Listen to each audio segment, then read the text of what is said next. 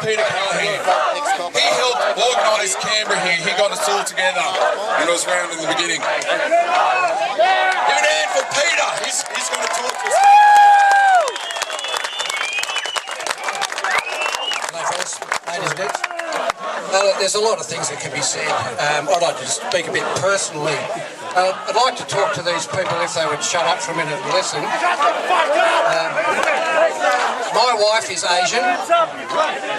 She's a very dark-skinned lady. She was born in India. Her mother is Thai and her grandfather is Afghan. I learnt about Islam from my family. The reason I'm so determined that Islam will have no place in this nation is because of my wife. There is nobody in more peril from Islam than Australian women. Female genital mutilation is an abomination. The embracing of child marriage is an abomination and should disgust all of you.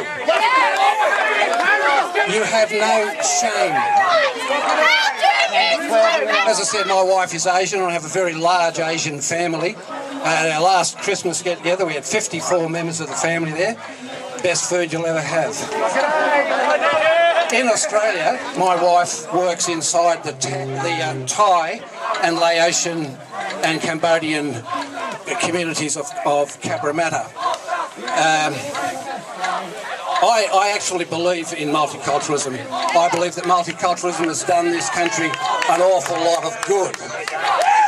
But because we now have well over 180 different ethnic groups that make up Australia, I think it's closer to 200, it's very hard these days to say what an Australian is.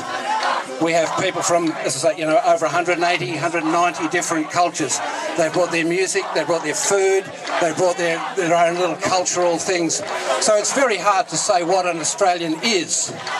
But one thing that's very clear these days is it's not very hard at all to say what an Australian is not. You are not Australians. You are a shame on this nation. You're a disgrace. My grandfather fought at Gallipoli and he did not fight for people like you. All over Australia now, in every state, there are advances being made by Islam. I was told just recently, I have to fact check it, but I believe that there are 23 mosque or school applications extant just in New South Wales. I don't know about other states. I know a little bit about Queensland and a little bit about Victoria. But these people represent 3%, maybe 3.5% of the population. But they're punching way above their weight.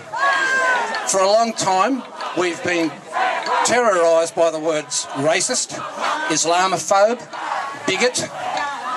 The fact is, we are speaking the truth. What can be known about Islam isn't hard to work out. I can see all of you people here, you've done your homework, you know what it is that we're opposing. Say it again, Scott. There's nothing in Islam that can benefit this nation. Islam is an ideology and it's totalitarian. Australian values are all embracing. We stand here today to defend our values and our cultural traditions, and those are worth fighting for. For one, very proud to be here with all of you. Good on you. Thank you, Peter. Let's give him a big round of applause.